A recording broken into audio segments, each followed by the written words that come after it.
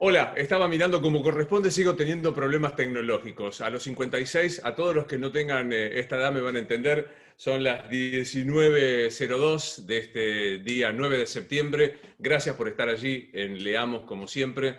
No me canso de repetir que es un encuentro privilegiado, de sortear la imposibilidad física de estar en un auditorio y de hacerlo para escuchar. Esta experiencia que hacemos con Leamos, y mucho le agradezco a Viviana Soco, nació de la idea de encontrarnos en una charla más que en una entrevista. La entrevista supone otra rigurosidad periodística que hoy aquí no queremos tener, pero sí una charla para preguntarnos por distintos por qué. Ya lo hicimos con el Negro Dolina, charlamos con Flor de la B, y hoy me parece que el valor del porqué, de aquellos porqué que nos acompañan a lo largo de la vida, aquellos porqué que se responden, aquellos otros que no, tiene un agregado muy especial, porque se trata de una de las personas más respetadas en la industria editorial. De hecho, es el bestseller más importante en no ficción en lengua española. Es psicoanalista, ejerce su profesión, tiene un especial respeto y contagia por eso, por aquella técnica del psicoanálisis que yo encuentro muy parecida a estos encuentros. Alguna vez le escuché decir a Gabriel Rolón, del Se Trata, que el psicoanálisis es un encuentro de a dos, en donde el paciente es un camino de a dos, en donde el paciente quizá vaya un paso más adelante que su psicoanalista, pero supone el camino de a dos, el tratar de desentrañar los obstáculos y los por qué de ese caminar, así que me da mucho gusto que recibamos a Gabriel Rolón. Buenas tardes, señor, ¿cómo le va? Buenas tardes, Luis. ¿Cómo estás, amigo? ¿Cómo te En algún va? momento, muy bien, en algún momento temí que tu torpeza tecnológica fuera tan que no encendieras la cámara, pero te felicito, un éxito absoluto. Bueno. Es que este tiempo que nos ha condenado a esta manera de comunicarnos, me parece que nos fue entrenando de a poquito a todos, ¿no? Total.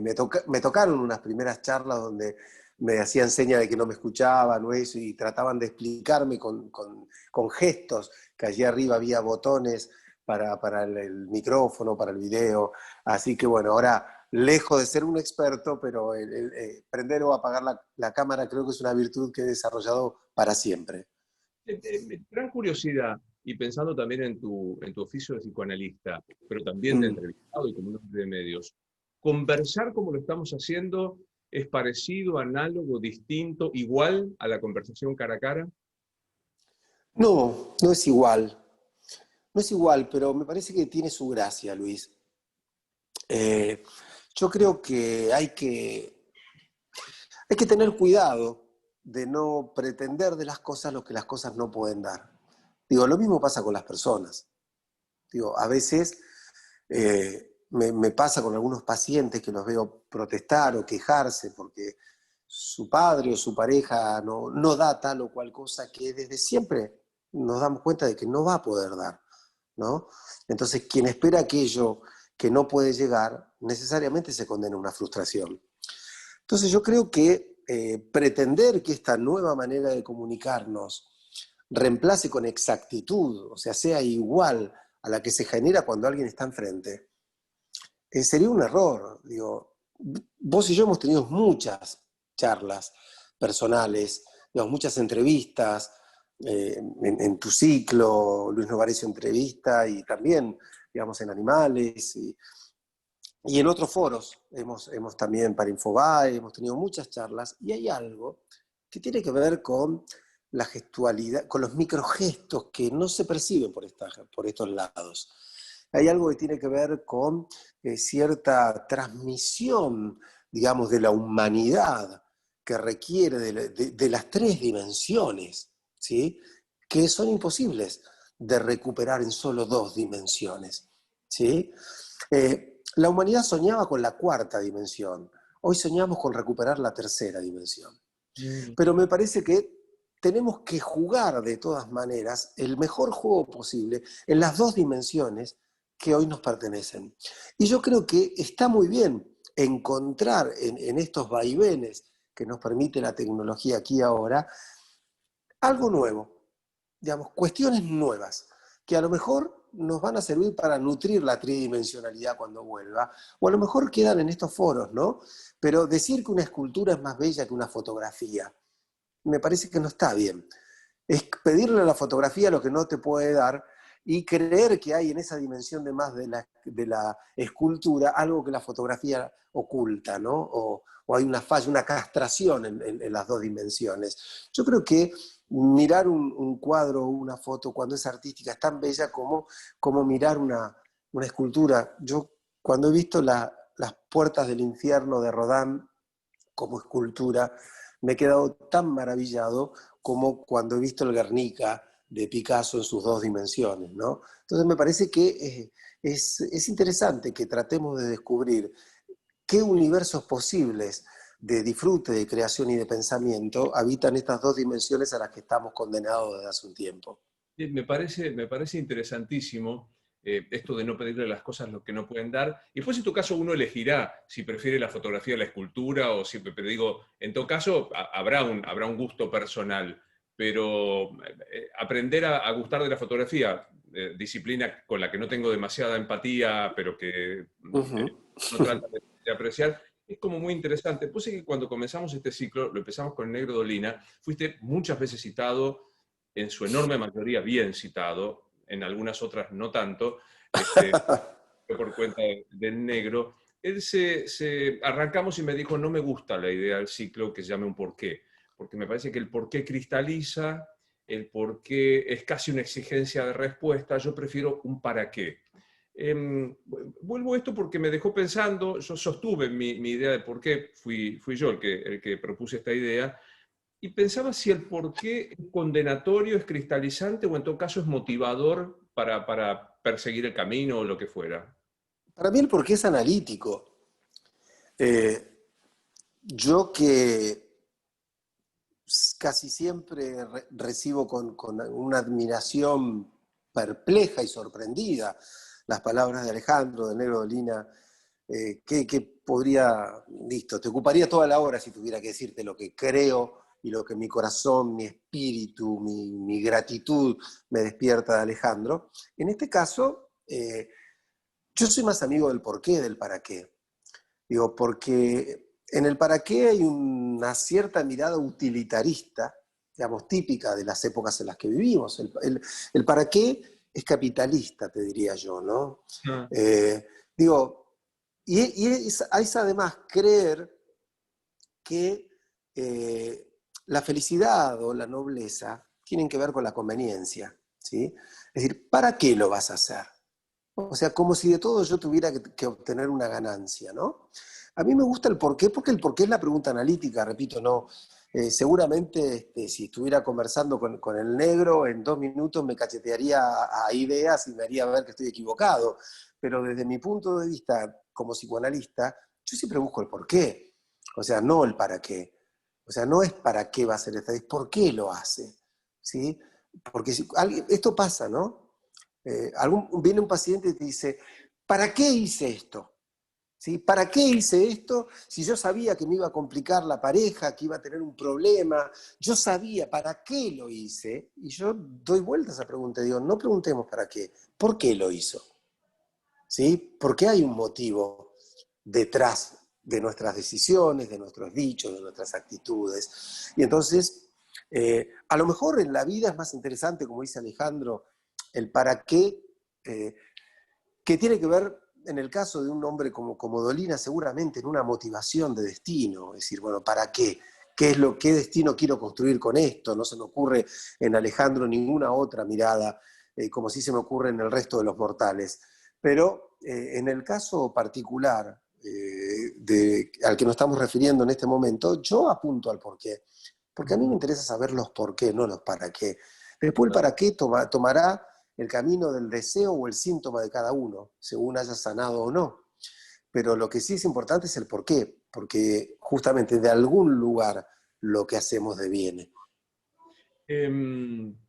Quiero contarte, me anoté varias cosas que quiero contarte que hay muchísima gente que se está sumando. Yo puedo ver la cantidad de gente que tenemos de los participantes y damos a todos la bienvenida. Nos alegra un montón que en esta tarde tan difícil, por afuera nuestro y tan difícil en general en el mundo estén acá con nosotros. Hacia el final voy a habilitar las preguntas en mi computadora está a la derecha, como era de esperarse, en mi computadora está a la derecha, de preguntar, así que después en ratito voy a preguntar. Dijiste algo que... Igual déjame que yo cuestione un poco este supuesto derechismo que te caracteriza, ¿no? Digo, porque justamente ¿Por qué? desde la derecha hubieras apuntado al para qué y no al por qué.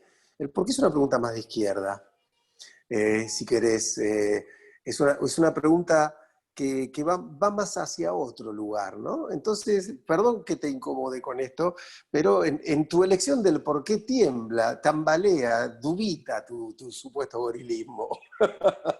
Me gusta, me gusta. Bueno, yo suelo decir que me defino, y no quiero hablar de mí, me defino de algunas maneras para evitarle al otro, o sea, para ganar tiempo, para que cuando estamos discutiendo no me enrostre en un rótulo, me lo autoimpongo, por lo cual debatamos argumentos, no rótulos.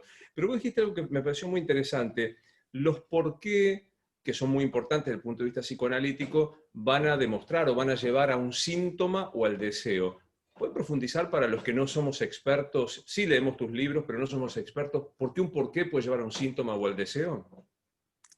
Porque justamente el por qué es el motivo. ¿Por qué hace tal cosa, no? Quiero decir, si alguien ha recorrido el camino analítico de esos por qué, si ha podido desilvanar y afilar un poco esa madeja enmarañada de sus mandatos, de sus miedos, de sus ideales rotos, ¿no? Si ha podido convencerse de que tiene derecho a ser quien es y no quien los demás esperaban que fuera, si ha podido ahondar en esos por qué, se abre el espacio del deseo personal, del reconocimiento del verdadero ser, porque uno es allí donde desea.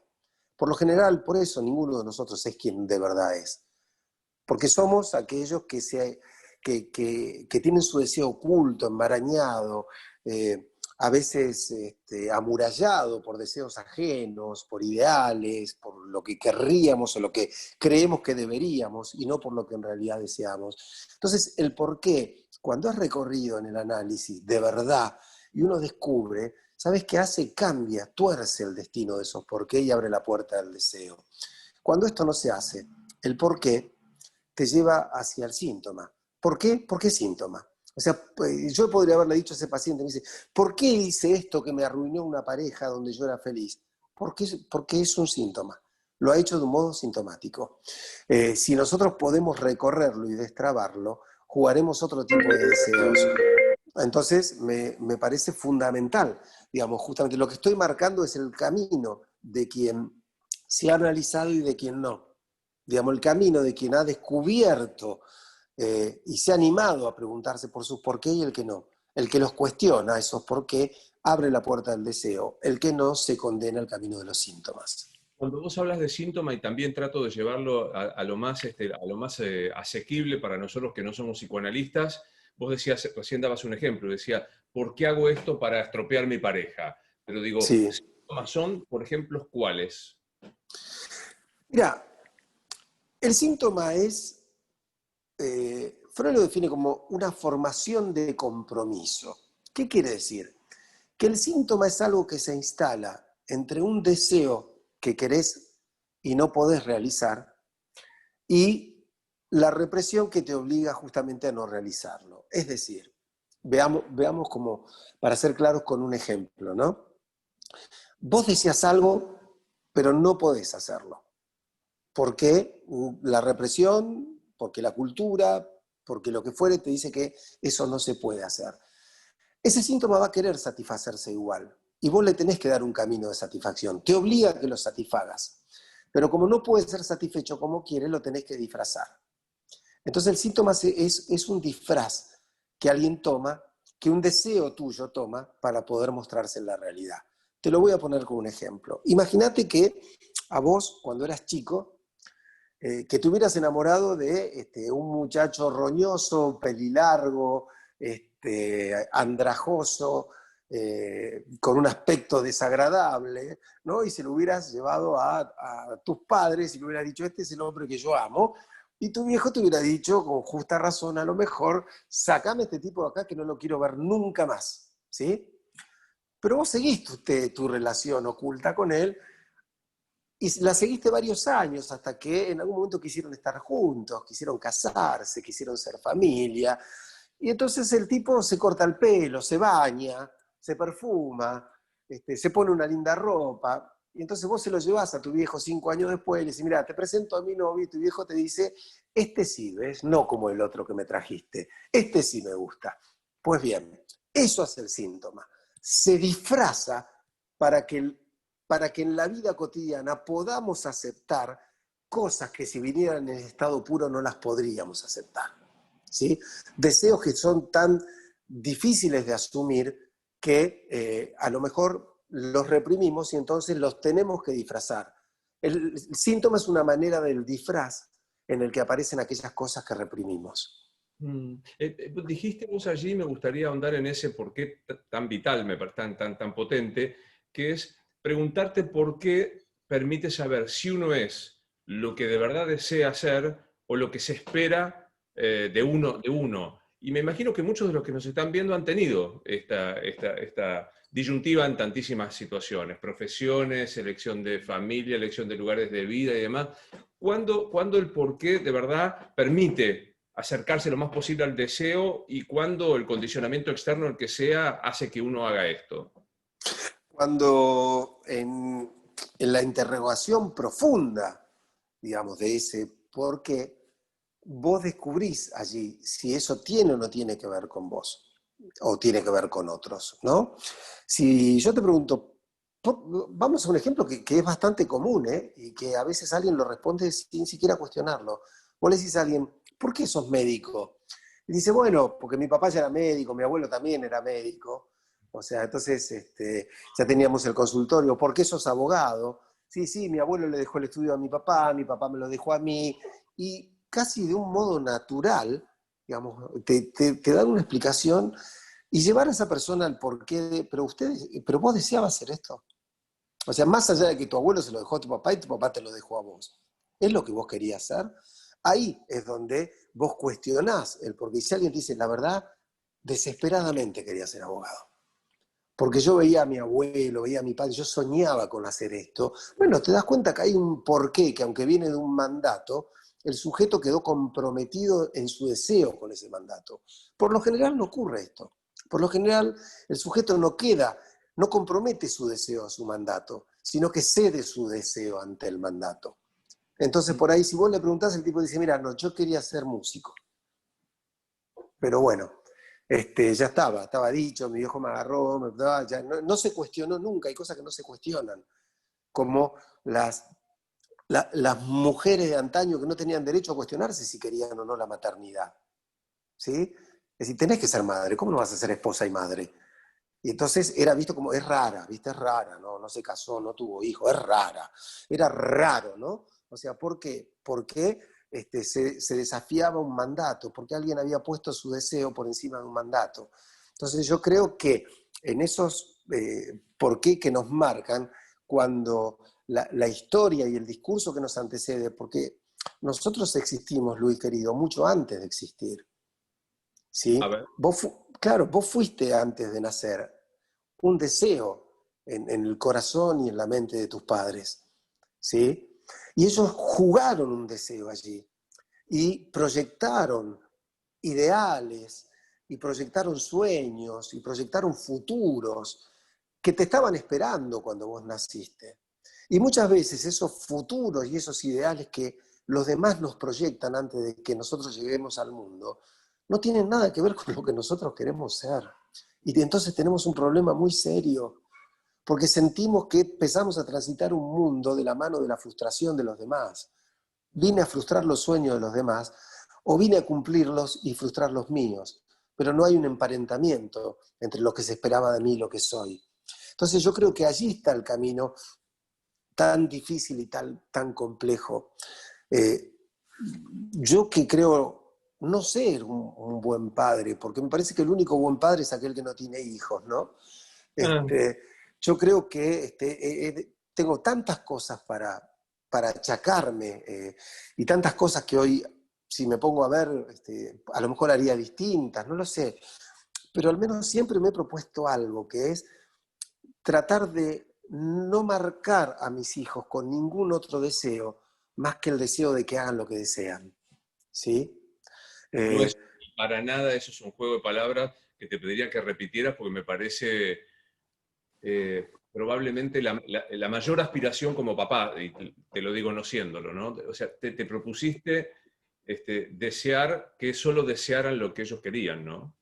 sí, claro, claro. Y te repito, no te creas que no me lo he cuestionado a veces, que vos decís, bueno, pero en algún momento por ahí alguno de tus hijos hubiera necesitado esa mano un poquito más dura que lo enderezara, aunque no lo desviaras de un deseo personal, pero viste la voz del padre o de la madre, o sea, pero yo siempre tuve que ganarlos con mis propios deseos, que creo que puedo haber cometido casi un pecado de sentido contrario, ¿no? Que es el hecho de decirle, bueno, lo que quieras, yo te voy a apoyar en lo que quieras, vos que querés, hasta el punto tal de que a lo mejor no supe ser esa caña que se clava, ¿viste? Para que no se tuerzan los tomates, ¿no? Vos que sos hijo de italiano, entendés estas cosas de huertas y esa guía se llamaba justamente, ¿no? Digamos, a lo mejor Eh, por pretenderla, Se llamaban tutores, ¿no? O sea, también, tutores, tal cual. qué carga, ¿no? Pero fíjate, claro, y está bien, son tutores, ¿no? A lo mejor yo sé que nunca voy a poder sentirme mal por no haber permitido que mis hijos hicieran lo que deseaban. Sí puedo llegar a sentirme mal por tener la sensación de que a lo mejor alguna vez debería haber sido un poquito más tutor y por temor a cometer el otro pecado no me afiancé en esa tutoría, ¿no? Pero bueno, eso lo dirán ellos el día de mañana o cuando vos los entrevistes. Em, me quedé pensando porque dijiste algo que me parece que sin haberlo conversado, y puedes dar fe de esto, no charlamos nunca sobre este ciclo, para mí era el modo de contar el porqué de este porqué. Y vos lo expresaste, voy a tratar de citarte lo más textualmente posible, si no me corregís, que hay un dilema existencial que es o frustrar el deseo de los que esperaban algo de mí, o frustrar mi deseo cuando están en colisión, obviamente. ¿Dije bien? ¿Dije Sí, bien? perfecto, perfecto. Digo, ¿por qué no hay más remedio que definir la existencia como una sucesión de frustraciones ajenas o propias, y ahí veremos cómo se uno? Y lo que pasa es que, a ver, la vida es un intento de ir esquivando frustraciones, un intento que pocas veces conseguimos, ¿sí? Porque no hay manera de no frustrarse en la vida, digamos, ya nacer es una frustración, ¿no? Digo, si vos le dieras a elegir al bebé si se quiere quedar en el vientre de la madre, se hubiera quedado, te aseguro, ¿no? No tiene ni posibilidad, ya no hay una elección, digamos, el nacimiento ya implica la pérdida de un estado y el desafío de construirse en un estado nuevo que uno no eligió, ¿sí? Que uno no eligió. Es decir, llegamos a esta vida sin elegir venir y nos vamos sin elegir irnos, excepto en los casos dramáticos de alguien que decide poner fin a su vida, digamos, que no elige la muerte, porque la muerte no se elige, la muerte no es una elección posible, la muerte es inevitable. Elige no vivir, que es otra historia, ¿no? Eh, pero digo yo entonces, llegamos a una vida atravesada por frustraciones. Eh, Hay veces que las personas, los padres intentamos o intentan eh, que sus hijos no se frustren, sin darse cuenta, en primer lugar, que ya están frustrados porque están en este mundo, y en segundo lugar, que de esa manera los dejan desarmados para enfrentar el mundo. ¿Viste esos papás que los dejan ganar todo el tiempo a todos? Juegan a las damas y los dejan ganar, juegan al fútbol y los dejan ganar. Bueno, como en la vida, no van a ganar siempre. La primera vez que pierdan no van a saber cómo reaccionar. A veces lo querés preparar tanto para la frustración que le ganás vos todo el tiempo. Y ese chico entonces no tiene confianza en sí mismo porque piensa que siempre pierde. Y con esas actitudes además le generamos mandatos. Si siempre te dejo ganar, vas a tener el mandato de que vos tenés que ganar siempre. Entonces cuando pierdas, no solo no vas a tener elementos para defenderte ante la frustración, sino que además te vas a sentir culpable porque no cumpliste mi mandato. Vos tenés que ganar. Entonces yo creo que la relación de sanidad psíquica casi podría ser definida por el vínculo que cada uno de nosotros tiene con sus frustraciones. Yo creo que según como seamos capaces de movernos en el mundo de las frustraciones, vamos a estar más o menos sanos desde el punto de vista emocional. ¿Y cuánto de esa sanidad existencial que vos definís como cómo reacciono frente a la frustración puede uno reconvertir si ha recibido un mandato de siempre me dejaban ganar o nunca me dejaban ganar y me encuentro en las dos situaciones, no tolerar el fracaso o solo... ¿Cuánto yo puedo reconvertir ese mandato cuando se transforma en tóxico para mí? Depende la valentía que tengas como para analizarte o no, Luis. Yo no quiero ser un fundamentalista del psicoanálisis, pero déjame decirte que no hay otra manera de reconvertirlo, porque nadie puede saltar por encima de sus propias rodillas. O sea, nadie puede. Esa gente dice, yo me autoanalizo. Nadie puede escuchar su propio inconsciente si no hay alguien que lo escucha por nosotros y nos dice, ¿escuchó lo que dijo? ¿Y por qué hizo esto? Entonces, digamos, hay que ser muy valiente. A veces algunos piensan que al psicólogo van los débiles. No, yo no necesito un psicólogo, yo puedo solo, ¿no? Al psicólogo van los valientes. Para ir al psicólogo primero tenés que asumir que no podés solo. Tenés que asumir que estás sufriendo y tenés que asumir que la vida se te está poniendo difícil y que necesitas ayuda. Digamos, eso es un acto de valentía. Y cuando llegás, si encima elegís un psicoanálisis, ¿sabés qué te van a decir? Te invito a recorrer un camino muy difícil, mirá que vas a sufrir mucho, y vos tenés que decir que sí. Es decir, que es aquellos que tienen esa valentía de recorrer ese camino, empiezan a transitar el mundo de sus frustraciones de un modo diferente. Empiezan a aceptar que todo no lo pueden. Eso técnicamente los analistas le llamamos asumir la castración.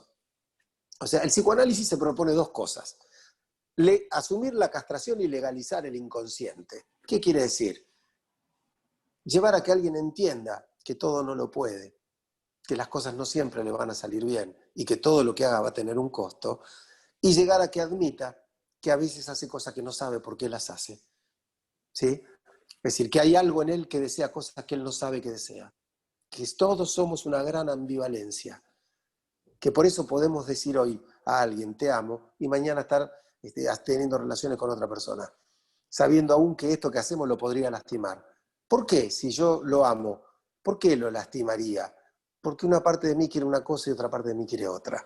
O sea, aprender a entender esta ambivalencia que nos recorre, aprender a reconocer que nadie puede decir, mira, yo soy una persona que, cosa que yo a veces escucho mucho, y cuando escucho a alguien que me dice, mira, yo soy una persona que, yo dije, este tipo no se analizó nunca. ¿Sí? Entonces, cuando comprendemos que nos recorren esas multitudes, como decía Ortega, que al menos son dos, no sé si multitudes, pero al menos dos intereses que entran en conflicto, ahí empezamos a pensar la vida desde otro lugar. Ahí empezamos a admitir que a lo mejor en las discusiones el otro puede tener razón. Ahí empezamos a admitir que a lo mejor yo no te lo dije para mal, no sé por qué te enojaste, pero preguntarnos, pará, y si lo dije para mal, y está bien, no conscientemente, pero si hice algo para lastimarlo, me está diciendo que lo lastimé. ¿Me peleo porque le digo que no? ¿O lo escucho y digo, déjamelo ver?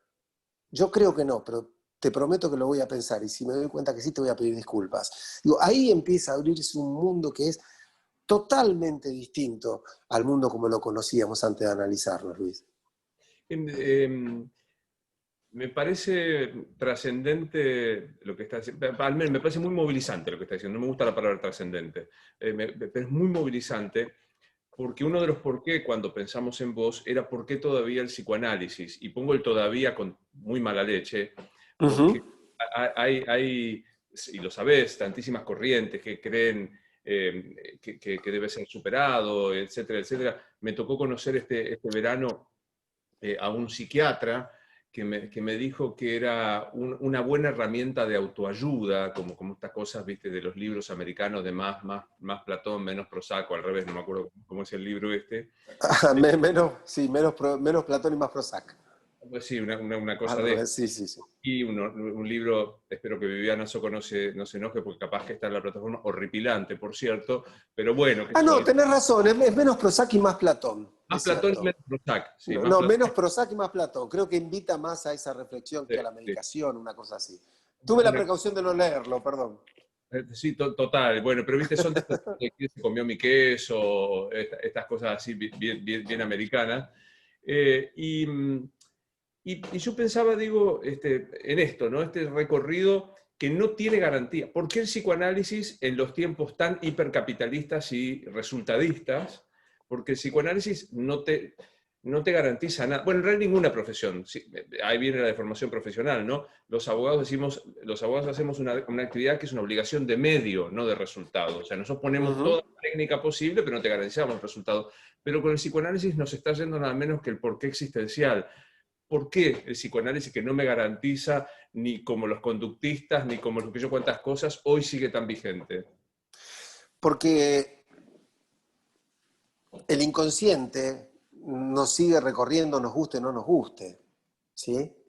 Porque la historia sigue siendo, nuestra historia sigue siendo fundamental en cada uno de nuestros actos, porque lo que nos pasó en la infancia nos condiciona de un modo ineludible, y por mucho que querramos pretender eh, transmitirle a alguien que vamos a modificar sus conductas a partir de estímulos, que esto y aquello, ¿sabes qué? Lo que cada sujeto termina demostrando es que es único, que es irrepetible, que no todos vivimos la historia de la misma manera, que vos hablás con dos hermanos y uno dice que tuvo una familia hermosa y el otro, viviendo lo mismo, te dice que no puede terminar de superar la infancia dolorosa que vivió, porque el inconsciente nos habita, nos recorre. El psicoanálisis está allí y siempre lo estará. Y siempre será atacado. El psicoanálisis es subversivo antes que nada. Digo, recuperando una palabra que la dictadura se encargó de convertir casi en un insulto, cuando no lo es, ¿no? Digo, porque el psicoanálisis siempre ha intentado subvertir. Pensá en Freud en aquella época, hablando de la importancia de la sexualidad, ¿sí? En una época tremenda, una época reprimida, en una época donde era casi perverso su discurso, y él hablaba de la importancia de la sexualidad. Pensá en Freud diciéndole a los médicos que decían: la histérica es una mentirosa que no tiene nada porque le hacemos todos los análisis y no tiene nada. Y Freud viniendo a decir: no, la histérica sufre, señores, sufre, tiene algo que ustedes no pueden descubrir porque no salen los análisis. Hay que escuchar la palabra de la histérica, a ver qué le pasó, hay que escuchar algo que se llama trauma, y que no salen los análisis clínicos. Entonces pensá, la ciencia en contra del psicoanálisis, porque bueno, si no están los estudios no existe, ¿no? Digamos, yo pregunto en qué estudio sale el dolor que uno siente cuando se muere un padre o cuando se muere un hijo, ¿sí? Pensá en la gente diciendo: bueno, no, pero si es inconsciente, entonces no es psíquico, lo inconsciente no existe, no está. Bueno, el psicoanálisis fue contra la psicología de la época, fue contra la medicina, fue contra la sociedad conservadora, fue contra la sociedad que marginaba, o sea, siempre fue contra todo, y hoy va también contra el capitalismo a su manera, ¿entendés? ¿Por qué? Porque sí, porque somos una técnica larga, porque llevamos tiempo, porque no ponemos a un sujeto a producir en 8 sesiones, ¿sí? Bueno, ya está, listo, está deprimido, mandarlo al psicólogo. A mí me pasaba cuando trabajaba en un colegio, que además trabajaba en el gabinete, no como psicólogo de los chicos. Y los profesores, cuando algún alumno se portaba mal, me lo mandaban a mí. Y después venían a la otra semana y me decían: che, estuvo con vos, pero se porta igual, ¿eh? ¿No? Como si yo hubiera tenido que poder producir un milagro de acomodamiento, cuando es al revés. Mira, yo recuerdo una reunión de profesores en el colegio donde teníamos un tercer año muy difícil. El tercer año es un año muy difícil porque por edad, 15, 16, el adolescente está especialmente complicado, ¿sí? Está ya muy cerca de su deseo y su sexualidad y todavía un poco lejos de su concreción. Entonces está en un momento especialmente difícil para su psiquis. Y entonces son años de adolescentes muy rebeldes, complejos. Y me hablaban de un chico en tercer año, y ese tercer año, decían los profesores, es insufrible, excepto Rodríguez. Dice, Rodríguez, qué buen chico, ese chico habría que sacarlo de ese tercer año, dice uno, habría que ponerlo en otro curso. Y el otro dice, sí, porque tal cosa, menos Rodríguez, que la tercera vez que me lo nombraron, yo dije, ¿me pueden mandar a Rodríguez, por favor? Y todos me miraron, me dijeron, no, pero él es el bueno. No, mandame a Rodríguez. Yo quiero saber por qué cuando los demás no quieren entrar al aula, él entra. ¿Por qué cuando los demás tiran tiza, él no tira? ¿Por qué cuando los demás no sacan los útiles y hacen una huelga a la clase, él saca sus útiles? Mándamelo a Rodríguez. Lo demás, arreglate como puedas con adolescentes de esa edad. Pero mándame a Rodríguez que no está bien. Y te juro que no estaba bien, Luis. Entonces el psicoanálisis pone la lupa en esos lugares subjetivos que productivamente no conviene, como no conviene nada que esté bien, Luis. El amor no es conveniente, el arte no es conveniente, el deseo no es conveniente, y el psicoanálisis no es conveniente. Y es más, te diría, la dignidad y la honradez no son convenientes. Pues dice, ¿para qué hiciste esto? Si vos le tirás 10 pesos a este tipo y lo arreglabas, pero no es mi camino, no quiero ese camino. Y sí, no es conveniente, es más difícil, pero es más genuino. Y habilita la puerta de salida hacia un sendero que me parece, si alguien lo empieza a recorrer, ahí empieza a comprender que valía la pena transitar un camino muy poco conveniente, porque termina siendo conveniente a su deseo. En un ratito voy a leer algunas de las preguntas que veo que son muchas ya, que van apareciendo. Abriste muchas inquietudes en mí. Voy a hacer una primera parada personal antes de seguir hablando de este porqué. Y es, alguna vez te leí, te escuché, quizá te entrevisté y me lo dijiste, que tu deseo de chico era ser músico y que la vida te fue llevando hasta acá. Digamos, aunque sos músico, aunque tocas la guitarra y aunque has cantado con el negro, de vuelta a Dolina acá y etcétera, etcétera, ¿cómo manejaste esa frustración, si es que lo es, de haber querido ser músico? Sí, de alguna manera es una frustración. Yo quería ser director de orquesta, quería ser pianista. Llegué por las condiciones económicas de la época y de mis padres a tener una guitarra usada, que fue su manera de escuchar mi deseo de ser músico y que siempre les agradeceré. Digamos, no podía hacer el piano, piano solo tenían los ricos cuando yo era chico, Luis, no existía el tecladito, había que tener un piano, ¿sí? Y mis viejos no podían con el piano, pero pudieron con una guitarra, y yo la seguí, me recibí de profesor de guitarra, me recibí de profesor de música, y vos sabés que fue un deseo que yo estudié de grande con el maestro Virtú Maraño, que fue santafesino, digamos, casi como vos que sos rosarino, que los rosarinos... Sufrí, no iba a arruinarte este momento, pero te No, agradezco. que los rosarinos son casi santafesinos, pero como si lo fueran. El maestro Virtú Maraño, último descendiente de los Ginastera, digamos, de aquella línea que habían estudiado juntos, y yo fui su último discípulo, y fui de muy grande y muy frustrado, porque sabía, como me decía él cuando me conoció, usted no sabe nada, es muy grande, tiene 40 años y no sabe nada, y su título no le sirve de nada. Y me decía cosas horribles, pero me decía, pero tiene un deseo y una intuición como músico. Me dijo que si usted, mirá lo que me dijo, yo tengo cáncer y me estoy muriendo. Yo tengo poco tiempo y usted como músico tiene menos tiempo que yo. Si me promete que va a estudiar mucho, yo le enseño.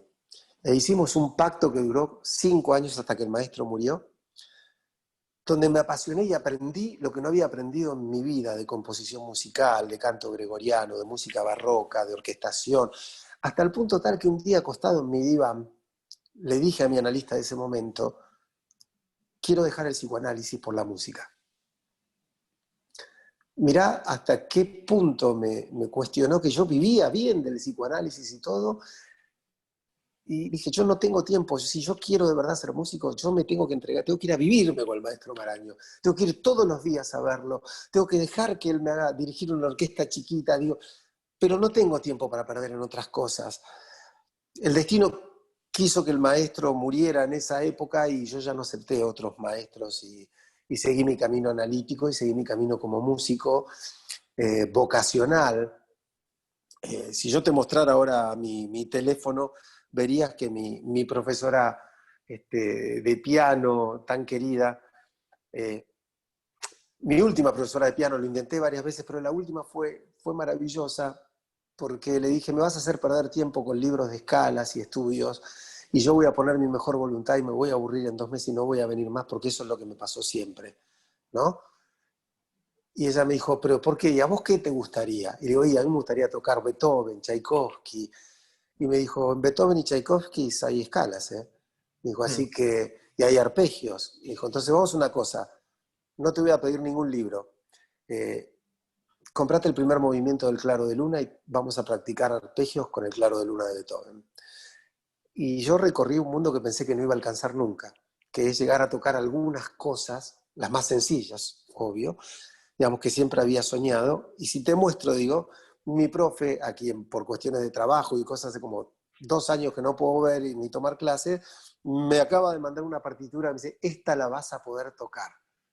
Es decir, que sabe que yo todavía sigo intentando hacer música con las limitaciones que tengo, que en el piano son mucho más que en la guitarra, pero a veces me permito dedicarle unas horas a la guitarra, que es mi instrumento y donde sí puedo tocar cosas bastante más complejas, sabiendo que, bueno, no seré lo que yo quería hacer, pero también sabiendo que he tenido la posibilidad de encontrar un deseo que me permite hacer lo que siento, que es la psicología, que es la literatura, que siempre serán inferiores a mi deseo de música, ¿sí? Pero creo que a veces en la vida también se trata de encontrar el camino de la plenitud y la felicidad, a pesar de la falta de aquello que era lo que más queríamos, porque lo que más queríamos no siempre se puede. Es más, casi nunca se puede, y cuando se puede poco tiempo, porque la falta más tarde o más temprano aparece, y a la vida hay que seguirla igual, Luis. No tengo modo de probar esto que voy a decir, pero había decidido hacer esta escala personal, este parate personal, como tomar un café en la ruta, para, para preguntarte algo que acaba de aparecer sin necesidad de que lo preguntara. Es muy extraño cuando uno hace una entrevista, cuando charla con alguien, eh, muy poquitas veces se da esta conexión de que quien se aviene a charlar con uno te facilita ir hacia el lugar que vos querés. A veces uno trabaja mucho para que esto suceda y acá nació naturalmente y me impresiona mucho. Como sabes que yo soy cabulero, tengo que pensar qué cosa pasó hoy, si empezamos en número par o impar para que esto suceda. Yo iba a preguntarte esto porque el por qué, aquel porqué que vos definiste como la posibilidad de descubrir el deseo o de seguir en el síntoma, que yo siento que el deseo no es garantía de placer, está clarísimo, pero es garantía como de una tranquilidad de que uno va en busca de eso. El síntoma me parece que es el padecimiento o el malestar convencido. Y yo te iba a preguntar si hay un tiempo de porqués. Viste que hay un dicho popular que dice que no hay que hacer a los 50 lo que no hiciste a los 20 porque lo vas a hacer mal y vas a quedar como un ridículo. Y vos acabas de decirme algo respecto a la música de un comienzo a los 40 o de hoy seguir haciéndolo. El por qué tardío trae complicaciones porque uno mira hacia atrás y se da cuenta que por qué no se preguntó ese por qué antes. Yo creo que trae complicaciones cuando vos no adaptás a la realidad de tu presente el tamaño de tu deseo, ¿no? Quiero decir, si vos te das cuenta a los 40 que querías bailar, ni siquiera te digo a los 40, a los 20, o como le pasó a una paciente, vamos, directamente, de ahí me viene el ejemplo, una chica de 14 años que me dijo en una sesión, yo nunca voy a hacer lo que quiero, ya es tarde, y yo me reí con esa inocencia, me sonreí, digo, con esa inocencia que tenía cuando era un poco más verde como analista. Dije, tiene 14 años, ya no va. Digo, ¿por qué? ¿Qué quería hacer? A ver, y me dijo, bailarina del Colón. Mm. Y le dije, tiene razón, ya es tarde. A los 14 años ya es tarde. No, nunca vas a bailar. Nunca vas a ser primera bailarina del Colón si empiezas a los 14 años. Eh, pero sí podés llegar a pasarla muy bien bailando. Sí podés llegar a bailar bien y muy bien en algunas cosas. Sí podés elegir otros géneros, como la salsa o el tango, digo, igualmente nobles y bellos, donde transitar un deseo. Entonces yo creo que nunca es tardío un porqué, Luis. Cuando el porqué es tardío es porque aparece el para qué, Eh, ¿no? Porque vos decís, bueno, ¿para qué ahora a los 50 te vas a poner a bailar tango, te vas a poner a estudiar canto? Cuando es porque es simple. ¿Por qué? ¿Por qué? Porque lo deseo. Y porque es hermoso hacer cada día un poco mejor lo que uno desea. Aunque uno no llegue a lo que deseaba al principio, ¿no? Entonces, yo creo que lo que a veces hay que cambiar es la meta.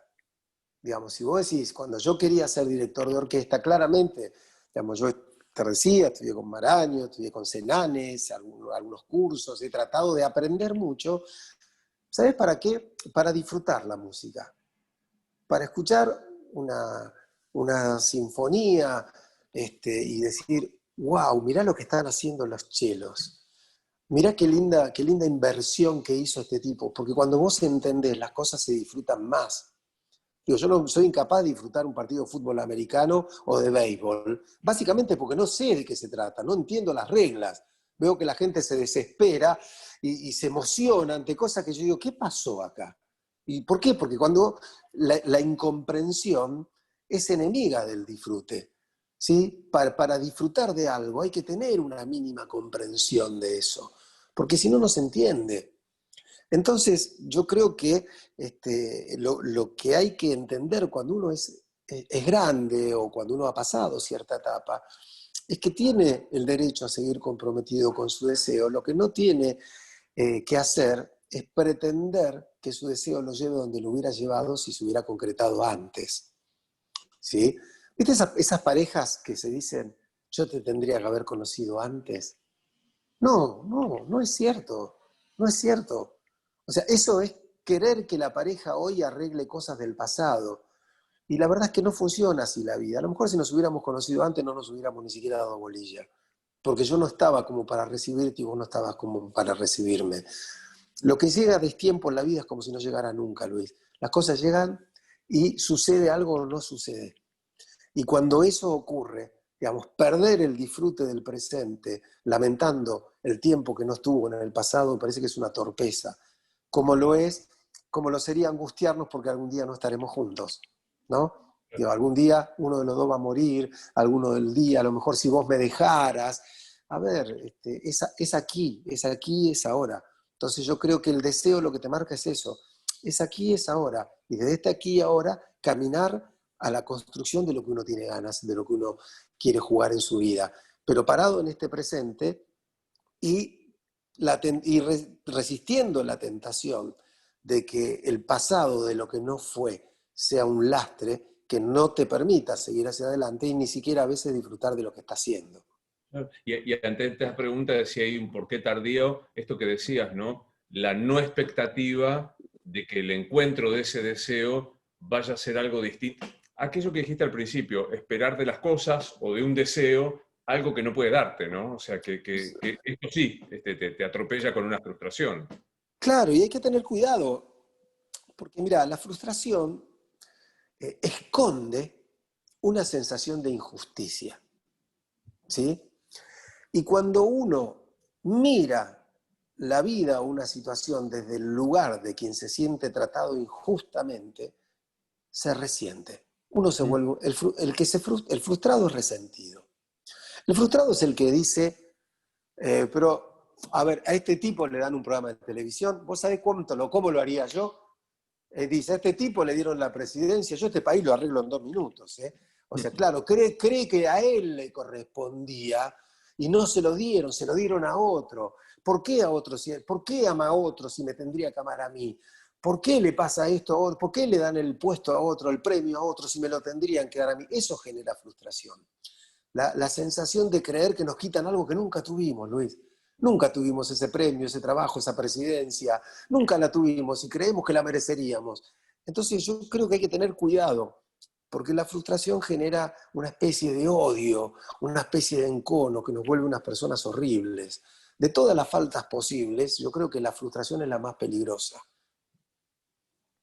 Quiero leer una serie de preguntas, veo montones de preguntas, me voy a acercar a la pantalla porque, ¿por qué no veo? Porque no veo desde que soy astigmático desde los así como corresponde, pero no quiero dejar de plantear algo que en tu caso es un camino muy largamente recorrido, que es el tema del amor, y dijiste en algún momento que el amor no es cómodo, y quiero ahondarlo, pero déjame que vea un poco lo que dice. Bueno, gracias, dice Adriana 40, que es una compañera mía de la escuela primaria, quien adoro, y etcétera, etcétera. ¿Lo mismo sucede cuando elegimos una carrera o una profesión, lo de la frustración? Sí, creo que sí, ¿no es cierto? A ver, te repito, la frustración tiene que ver con esta sensación de que merecíamos algo y no lo tenemos. ¿Sí? Digo porque psicológicamente es importante diferenciar, no es lo mismo estar frustrado que estar privado, son situaciones distintas, generan emociones diferentes. Pero entonces, a ver, una carrera te frustra si vos te quedás enganchado en que deberías haber sido otra cosa. Quiero decir, yo estaría frustrado si sintiera, yo tendría que haber dirigido la orquesta de Medio Oriente y no Barenboim, ¿no? Si yo pensara una cosa tan loca como esa, no importan mis logros como psicólogo, como escritor, o sea, me sentiría un frustrado. Entonces la frustración, la profesión te frustra cuando entre tu profesión y vos no hay una relación de deseo. ¿Sí? Cuando tu deseo está en otro lado y cuando ni siquiera podés aprovechar tu profesión para cumplir tu deseo. Porque a veces la profesión no cumple tu deseo, pero te da las herramientas para que lo cumplas por otro lado, ¿no? Claro. Bien. Tengo montones de preguntas. Tenés que ser breve, Rolón. Te lo pido por favor. Dale, De ponerme. dale. El psicoanálisis es criticado porque, dice Zaida, qué lindo nombre, porque lleva toda la sexualidad. ¿A qué se debe realmente, a qué se debe esto y si es realmente así? Pregunta Zaida. El psicoanálisis encuentra en la constitución psíquica, digo, nosotros no nacemos con una psiquis estructurada, la tenemos que estructurar desde que somos chicos. Y el trato que nos dan nuestros padres, sus caricias, sus mimos, nos ayudan a ir construyendo nuestra psicología y hasta nuestro cuerpo, te diría, porque el chico en principio no tiene, es un organismo, no un cuerpo.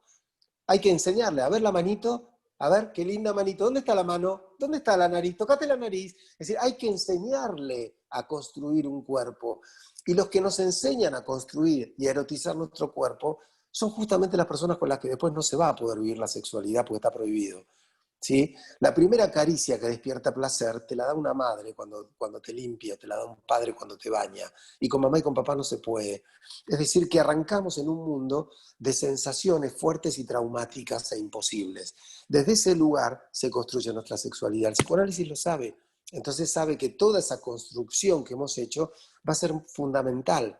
Por eso la importancia de la sexualidad, que no es hacer un pansexualismo, sino saber que la sexualidad es muy importante en la construcción de nuestra psicología y de nuestra personalidad. Bueno, a Barajá esta de Analía Quiroga, le encanta la charla, muy amena. Quiero saber, ¿qué es ser feliz para el psicoanálisis? Mirá que si lo contestás, tomo nota ya mismo si te podés venir la felicidad.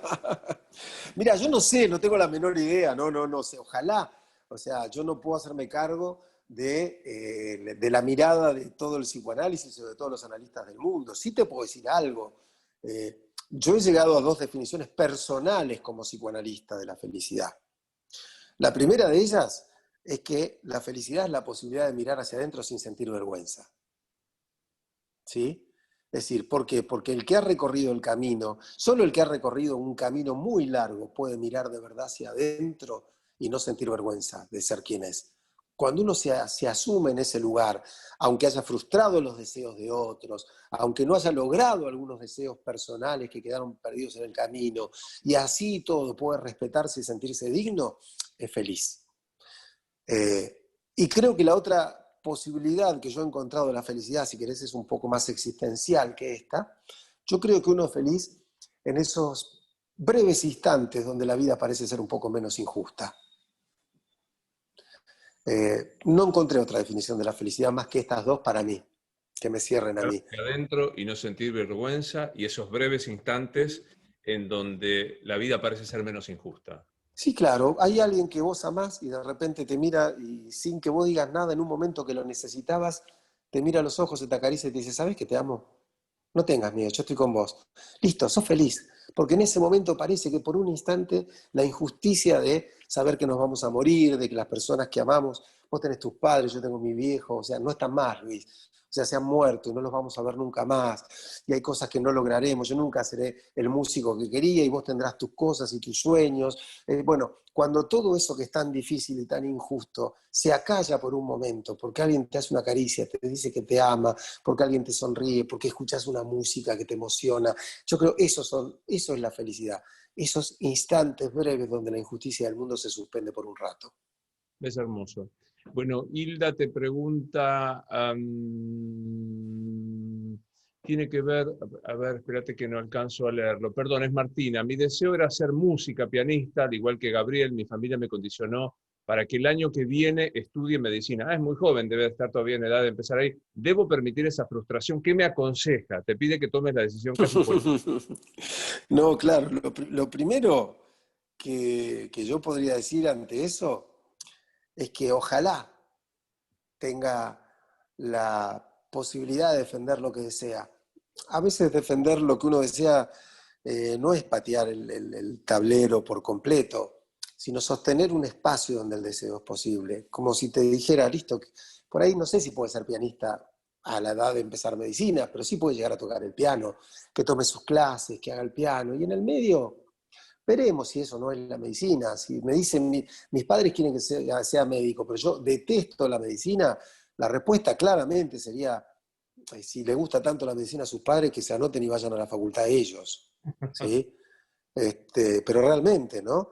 Mira, una vez me dijo alguien, mi marido tiene que hacer terapia, me dice, porque tiene que cambiar, porque hace esto mal, yo no aguanto que haga esto, yo no aguanto que haga esto, yo no aguanto que haga esto. Yo le dije, espéreme, la que tiene que hacer terapia es usted, que no aguanta nada, no su esposo. Entonces, Claro. ¿no? Entonces esto es lo mismo, es decir, bueno, si tanto les gusta la medicina, que la hagan. Yo creo que, eh, mira Luis, la vida es nada más que tiempo. O sea, jugar con el tiempo es jugar con la vida. Y cuando uno se quiere dar cuenta, ya es tarde para ir a tomar las clases de piano. Entonces, comprender eso es hacerse cargo de lo que uno desea. Y a veces para cumplir nuestro propio deseo tenemos que frustrar los anhelos de otros. No es fácil, no es fácil, no es nada fácil. Pero si vos me pedís un camino, yo siempre voy a aconsejar ese. Mira qué piropo tan lindo de Mónica. Ella da su definición de felicidad y dice, la felicidad es momentos escuchándolos a ustedes dos. Así que muchas gracias a Mónica Eberhardt que nos Ay, está qué escribiendo. lindo, qué Hace un hermoso. año, María dice, hace un año perdí a una amiga que se suicidó, hace 5 meses que me dejó mi pareja. ¿Por qué sentimos culpa por el deseo del otro? Apa, ayúdame a entender la pregunta, Luis. Y hace ¿Por qué sentimos una culpa por el deseo del otro? Ah, que ella le da culpa, digamos, que su que da amiga culpa, haya preferido parece morir. no haber podido evitar el suicidio de su amiga y no haber estado en condiciones de retener a su pareja. Me parece que es lo que plantea. No, no, claro. A ver, en primer lugar, el suicidio es un enigma eh, enorme, es un vacío, porque por cuestiones obvias nadie nunca pudo hablar con un suicida, ¿no? Digo, un intento de suicidio no es un suicidio, ¿sí? Hay que diferenciarlo muy bien. Y el suicidio ocurre cuando alguien ha roto su relación con el lenguaje, con la palabra y con el deseo. Es decir, alguien ha dejado de ser un ser humano. O sea, el que se suicida es un ser biológico ya. Un paso antes dejó de ser un ser humano ligado a la palabra y al deseo. El suicida decide que no habla más. ¿Sí? No tengo más nada que decir. Por eso a veces dejan una carta, la firman, listo, terminó mi relación con el lenguaje. Ahora voy y me mato. ¿Sí? Porque no hablo más. O sea, entonces, con alguien que no habla más, no se puede. eh, por alguien que no decide no hablar, no se puede hacer nada. Entonces, yo entiendo su impotencia, pero hay que vérselas, porque la culpa aparece porque se abre el mundo de los potenciales, Luis. Y uno dice, si hubiera, si yo hubiese, si lo habría llamado, si hubiese pasado por la casa, si yo hubiera estado más cerca. O sea, queremos intentar corregir algo que no tiene que ver con nosotros y que no hubiera podido ser corregido. Yo te aseguro que no se suicida el que quiere, se suicida el que puede. Para suicidarse hay que tener una estructura muy particular y esa estructura no es conmovible por la amistad. Así que, pero bueno, igual es todo un proceso que uno tiene que pasar, la culpa es parte del proceso de duelo. En cuanto a lo otro, yo creo que lo primero que hay que entender es que el duelo por la pérdida de una pareja nos presenta tal vez la más dura de las luchas, que es la lucha interna que se da entre el amor por otro y el amor por uno mismo. ¿Sí? Nunca hay que dejar que el amor por otro que se fue le gane el amor por uno mismo. O sea, el amor propio tiene que subsistir porque es otro de los nombres de la dignidad. Entonces, cuando alguien no nos amó, eso no nos convierte en indignos. Es un amor que es de otro y el otro hace con ese amor lo que quiere o lo que puede. Si no fue para mí, me puede doler, puedo transitar con dolor ese duelo, pero no tengo que transitarlo con vergüenza o con culpa, porque en definitiva el amor no es algo que se consiga haciendo fuerza, no es que hice poca fuerza para que me amara. El amor ni siquiera se merece, Luis. El amor es algo que ocurre o no ocurre. O sea, yo he conocido mucha gente que apela a los merecimientos. Yo que la traté tan bien, yo que la cuidé, yo que lo quise, yo que lo amé, yo que siempre le fui fiel, yo que, y se fue con otro o con otra que, ¿no? Bueno, listo, hay que sacar esa idea. El amor no se merece, lo cual no quita que hagamos todo para ser merecedores de un amor. Después, si no sucede, al menos estaremos tranquilos con nosotros mismos. Como estamos en Leamos, es cuestión de leer libros y sé que vos vas a ser muy pudoroso en no recomendar tus libros. Tengo un modo de hacer para que me digas de libros tuyos. Yo recomiendo los divanes, obviamente, las historias de diván. Hay un libro especialmente que me gusta mucho, que es Los Padecientes, y que aquellos que nos están viendo ahora, que te cuento, sentite un rocker. Hay montones de personas que están, yo, un Barenboim, lo que vos quieras, mucha gente que está hoy con nosotros y mucha gente que nos está preguntando, lo cual me permite fantasear con un nuevo encuentro para hablar más del amor. Nada me gustaría más. Hola, Pronto, Luis. pronto. Pero digo, si vos tuvieras, porque decís, che, me importa esta persona, me importa quien está enfrente mío y me encantaría que se entusiasmara con lo que escribo. ¿Con cuál seducís a esta persona que está ahí para que empiece en tu lectura? Yo creo que el lado B del amor.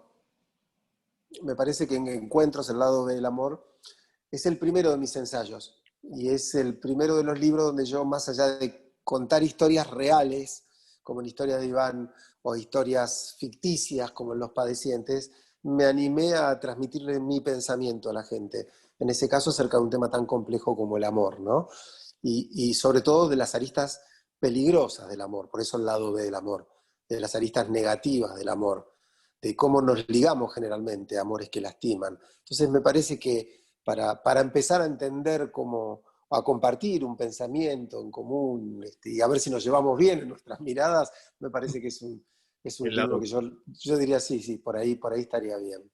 Es muy difícil leer, yo sospecho, no sé, a mí me generaste una enorme curiosidad por Freud y el psicoanálisis, muy difícil ir a los textos técnicos o tomar este libro de, claro, se me va a escapar el nombre, como corresponde a esta mujer fantástica de Rudinesco, Elizabeth Rudinesco.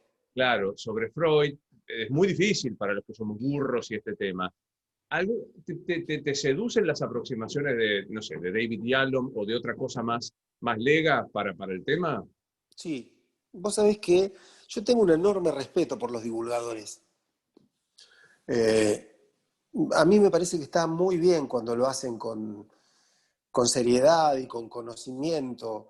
Yo valoro mucho el trabajo que hace, por ejemplo, Darío Stanraiver o Felipe Piña, digamos, el trabajo que hacen para volvernos atractivo, algo que es realmente atractivo, pero no lo podemos ver como tal porque nos faltan herramientas, ¿no? Entonces, así como existe en música, ya que tanto hablamos, viste que hay discos o CDs que dicen Bach para chicos, Mozart para niños. Es decir, cómo tocarlo para que dentro del lenguaje musical que un chico pueda entender se acerque a la gran música, ¿no? A mí me gustan aquellos autores que me han permitido comprender, porque por ahí después de leerlo a José Pablo Feynman y leerlo a Darío, bueno, me animé a leerlo a Nietzsche. De tanto que me arrimaron a su pensamiento y me sedujeron, me animé a la dificultad de elegir un autor por ahí no tan dificultoso, porque Nietzsche no lo es tanto, pero cuando vos te arrimás a Heidegger o a Kierkegaard, te empezás a meter en una literatura un poco más compleja, pero hubo algunas personas que te sedujeron con que allí había algo hermoso, y te lo dijeron con otras palabras, y te dejaron 2 o 3 frases dando vuelta, y entonces el estímulo que generaron te da la fuerza para vencer algunas dificultades. Entonces yo creo que todo aquel que con armas nobles te acerque a un camino noble, es alguien que yo respeto mucho. ¿Y por dónde, y se te ocurre recomendar o proponer algún autor, incluso novelado, divulgación, te acerque al psicoanálisis? Sí, sí, sí, claro. En primer lugar, hay 1 o 2 libros que son muy amables de nuestro querido amigo el doctor Nacio, que es muy complejo cuando hace teoría, es un analista complejo, difícil, pero siempre con una prosa maravillosa, porque escribe muy bien, Sí. y yo creo que, bueno, eso varía mucho, ¿no? Que si no es difícil leer a Freud, es difícil leer a Lacan. ¿Por qué? Porque lo que Freud dice es más fácil que lo que dice Lacan. No, porque Freud escribe bien y Lacan escribe mal. Ajá. ¿Sí? Entonces, y lo digo con el respeto de quien toma la literatura de Lacan para estudiar, para aprender y para hacer clínica, pero no era un escritor, Freud sí lo era. Entonces yo creo que, por ejemplo, a Freud, al psicoanálisis se le puede arrimar, se le puede acercar uno directamente por Freud. Y hay un artículo que se llama Autobiografía de Freud, donde Freud recorre un poco sus inicios con el psicoanálisis, que es delicioso, que es extraordinario y es pluma directa de Freud. Hay un libro que se llama Un psicoanalista en el diván, del querido Nacio, donde el maestro Nacio habla simplemente como podría hablar en un programa de televisión o en una entrevista radial, y cuenta lo que es el psicoanálisis. Me parece que son prosas precisas y lindas para acercarse al psicoanálisis y para entender un poquitito ese mundo de la mano de alguien que además te lo cuenta muy bien. Porque de lo que se trata es de eso, Luis. Yo entiendo que hay cosas que son... Es muy difícil contar bien la teoría de la relatividad, ¿no? Yo entiendo que hay cosas que son muy difíciles, pero a lo mejor arrimarte un poquitito a los territorios de la física, de la matemática, del psicoanálisis, o sea, al menos seducirte con el aroma de algo que está bueno que te guardes. A lo mejor nunca vas a entender la teoría de Lacan, pero que te quedes cuando alguien te dice, y Lacan dijo que amar es dar lo que no se tiene a quien no es, ¿no? Y vos decís, pucha, dar lo que no se tiene a quien... Cuando alguien te lo explica bien y vos decís, está bien lo que dice este tipo, y qué interesante esta idea de que nadie lo puede dar todo, de que nadie lo tiene todo, de que nos enamoramos de alguien que inventamos. Qué linda, cuando alguien te trajo eso, vos ya te apropiaste de un pedacito del otro, y eso te lo dan los divulgadores, por eso yo los respeto tanto. Bueno, autobiografía de Freud, texto propio, un psicoanalista Un en el diván, psicoanalista en el diván, sí. por la de Rosario, y no, no, mencionaste, mirá lo que son las cosas, mirá esto, esta cosa rara, ¿no? Mencionaste a José Pablo Feynman, este libro que está acá, acá, es la filosofía y la historia del barro, que es el Sí, curso que en el... no me quiero mover de acá, porque si no en 40 segundos te lo muestro yo también. Lo tengo acá y que es sobre mi súper... mesa. Y ojalá que Pero te leas. pero pará, vos tuviste una cosa que yo te envidio desesperadamente, que es que vos fuiste un participante de los cursos donde se gestó ese libro. Me venía todos los jueves de Rosario para hacer este curso que iba de Descartes a hoy, y que súper recomiendo porque me pasa esto que estás diciendo y ahí también aparece Freud y demás. Gabriel, ha sido un gran gusto, de verdad. No, no voy a usar ningún lugar común, voy a usar todos los lugares que siento. Se te quiere mucho, se te admira mucho. Ojalá que se repita de vuelta esto porque no hay muchos lugares. Yo soy viejo y el encuentro, la mirada próxima me inspira más, pero has logrado en mí, y sé que en toda la gente que nos está escuchando, una proximidad inesperada a pesar de la cosa telemática. De verdad, gracias. Gracias a vos, en serio, gracias porque a veces, fíjate, ¿no? Cuando se dan ciertas conexiones y eso, a lo mejor es posible que el pensamiento y el afecto genere la tercera dimensión que nos está faltando. Total. Y lo vamos a decir así, Martín, tu representante y demás. Lo sé, para mí es la charla más linda que hemos tenido en todos estos años, sin desmerecer las anteriores, pero se ve que sedimentamos a lo largo de la charla, así que nada, pronto va a estar online en Leamos y seguro en Infobae, ya le iremos contando. Gran día para vos y nos estamos viendo. Gracias, Gabriel. Abrazo enorme, Luis, saludo a la gente, gracias por todo. Gracias a todos ustedes. El miércoles que viene nos vemos a las 7 aquí en Leamos, en esta experiencia del por qué le gané a Dolina y ahora lo tengo a Rolón de mi parte. Vale la pena preguntar por qué. Chau.